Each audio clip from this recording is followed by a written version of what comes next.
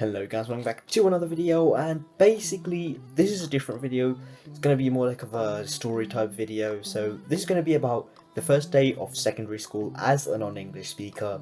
I'm actually excited for this video because this is going to be really fun telling stories and stuff. Quick disclaimer, while recording the video my game sense went out the window because I wasn't really focusing on playing the game. I was focusing more on telling the story, so my game sense was out the window. But apart from that, it was a sick video, so yeah, let's get into it. Okay, a bit of background info. Obviously English isn't my first language, as you saw in the title. So I speak 3 languages. The first one's Bengali. Oh, why did I buy it? Oh, I bought tools accidentally. Okay, yeah, the first one's Bengali, the second one's Italian, and the third one's obviously English, which is my last language. And about 5 years ago, which was like when I first went to secondary school, and back then I did not know any English. Like maybe I knew like hello, how are you, and that's probably it. Like if you told me like something weird, I would have been like okay, because I probably wouldn't have understood it. Okay, I see that guy got diamonds, so, and he has wool, so I'm gonna get shears. Okay, so now for the actual story, like the first day of secondary school as a non-English speaker. The first thing, like I'm gonna tell you the things that was really weird, because in Italy you don't actually change classes. Like you stay in one class for the whole day. Obviously it's break, so you get out of the class, but in Italy you don't actually change classes. The teacher does that. Like you stay in one class, the teachers change classes. So that was the main different things, which was pretty hard to get used to, because I was mainly scared that I would get lost, like if I didn't know where to go, you know. So that was one big problem, because I was definitely thinking that I was going to get lost. But good thing there was this like teacher, like there was this teacher. Well, it wasn't really a teacher, it was like someone to help me for like the first day and like the first weeks and stuff, and she knew how to speak Bengali, so that actually helped so much. Like without her I would have probably started crying, because I would have got so scared. I mean, that was a joke, I probably wouldn't have cried, but I would have definitely been very nervous. Like when I first went into secondary school, I didn't know that I had to change classes.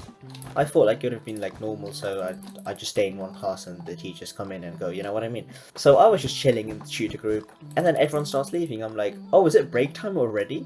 So the teacher obviously couldn't stay with me the whole time. She probably had like other students to help. So she told this other kid to help me reach my next class.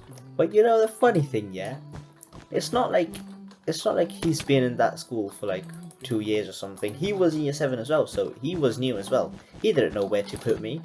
So he looked at my timetable. He stared at it for 5 seconds. And then he was like, oh, sorry, I don't know where that class is. And the next thing I know, he just leaves me. Okay. Oh my god, what are you doing? Get demolished. Next thing I know is he leaves me in the middle of nowhere. And then, of course, I start getting so nervous, because I'm like, where do I go, right? Like, I don't know where to go.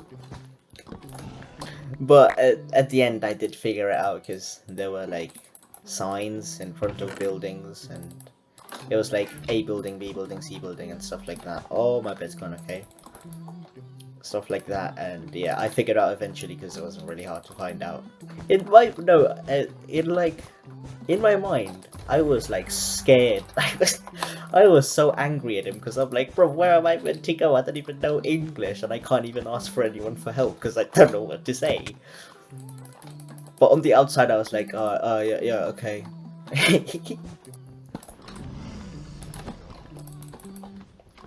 Oh my god! Oh my god! Bruh, what was that combo? Bruh. I do need to say that year 7 and 8 were the 2 best years for me. It was easy because I didn't have to do anything, because the teachers knew I didn't know English, so they didn't even expect anything of me, and I just sat there. I did listen to the teacher, but I didn't even understand anything.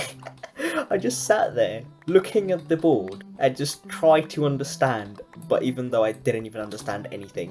So basically the whole of year 7 was just useless. I mean, it wasn't totally useless, because that was when I learned English, like a lot of English. I learned in year 7 and 8. Also, another thing that was really different from Italy schools were assemblies. We never actually had assemblies. And what is this? Is he building a? He's building a wall. Alright, Donald Trump. Anyways, yeah, the second thing that was different was the assemblies, because we actually never had assemblies. So the first time I went in assembly, no, actually I didn't even go in assembly, basically. I don't know how it is in other schools, but in my school, it was once a week in the sports hall, and instead of tutor, you have assembly. And obviously the first week I went to secondary school, I didn't know we had assembly. So I went to tutor, and I go tutor, and there's no one there. There's no one in the classroom. So I'm like, wait a minute, did I go in the wrong classroom? That was like my worst fear. I did not want to get lost and go in the wrong classroom. Like, that was my worst fear. So I started panicking in my head, because I'm like, wait a minute, where am I meant to go? What? I thought he died! Nah, that's stupid. That is stupid. So yeah, the classroom was empty, so I was like, where do I go? Where do I go? But a good thing, luckily, this is very lucky. Like, I'm so glad that this happened. There was another girl that was lost as well. She didn't know there was assembly that day. So I see her, and obviously she knows, because I immediately recognized her, that she's in my tutor group. Is he going for me? What is he doing? He's going for me. Yeah, so I'm like, I didn't tell her anything because I didn't know what to say. So I just followed her because she went somewhere else. So I was like, oh, she must be going to the right place. So I just followed her without saying anything.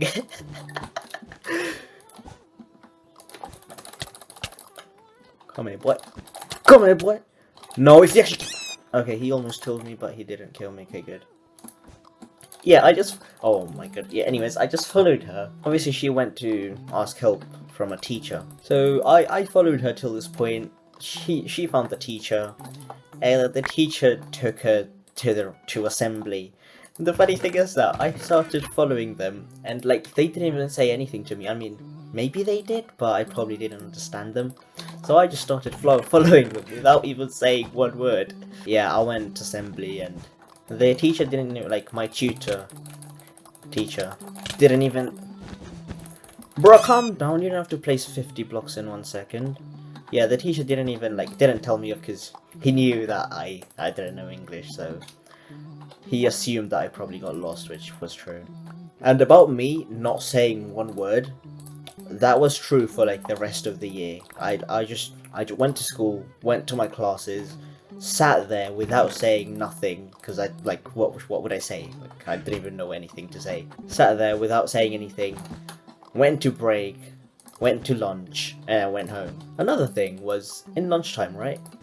Because I obviously had no friends, because, like, who would become friends with someone that doesn't even talk? But don't worry, eventually I did get some friends. Come here. No, I might actually die here. No, so close. So at lunchtime, I just sat there eating my lunch by myself. It was like, it wasn't that bad because, like, I'm not really a social guy, so I didn't mind, you know, just eating lunch peacefully. That wasn't really that bad.